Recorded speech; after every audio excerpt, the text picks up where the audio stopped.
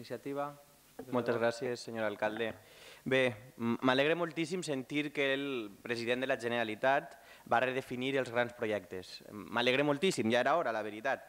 I me faig una pregunta, i donant per vàlida la xifra que vostè llança del 0,8% i que diu que tanta importància li donem, vostè avala el 0,8% per a fer, entre altres, aeroports sense avions, donant per vàlida la seva xifra? És a dir, vostè avala realment que se gasten el 0,8% del pressupost autonòmic per a aquestes xorrades?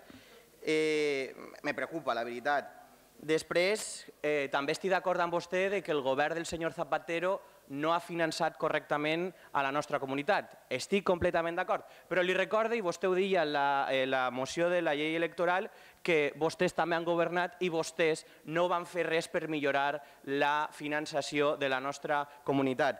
I la veritat és que veient que l'estima que li té Rajoy al Partit Popular de la Comunitat Valenciana, dubte que ara millori la financiació. Estic d'acord, cal financiar-nos millor, però li recorde que el PSOE no ho ha fet, però vostès no ho van fer i pinta ser que tampoc ho faran. I he agarrat un recull de premsa i diu: trabajadores del Centro Felipe se concentran en señal del duelo por la defunción de la investigación a la comunidad.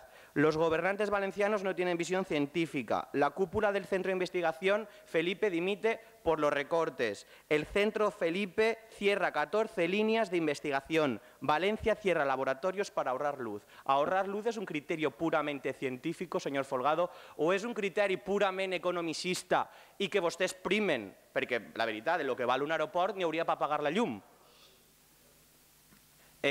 Valencia cierra laboratorios para ahorrar luz. Un criteri que no és rigorosament científic, és purament economicista. I li dic que en els 150 milions d'euros que val un aeroport sense avions, vostè pagaria la llum. Per tant, el 0,8 no és una anècdota i, per tant, no obedeix a cap criteri científic, sinó purament econòmic.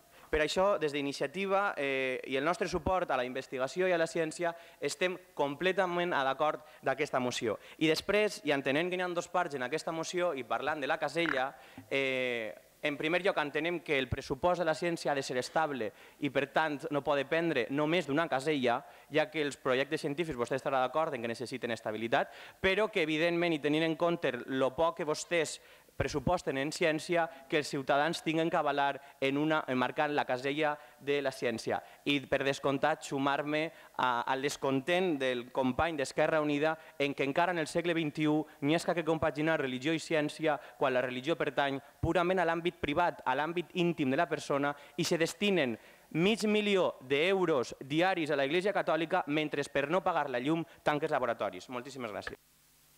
Moltes gràcies, senyor regidor.